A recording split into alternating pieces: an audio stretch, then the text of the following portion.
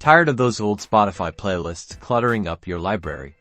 Let's dive in and declutter your listening experience in just a few quick steps. First, open up your Spotify app on your mobile device or desktop. We're going to find the playlist you want to get rid of. Once you're in your library, tap or click on the playlists option. This will show you all the collections you've created or saved. Now, locate the specific playlist you wish to remove. You can scroll through your list until you find it. Once you found the playlist, tap or click on the three dots, often called the More Options menu, next to the playlist name.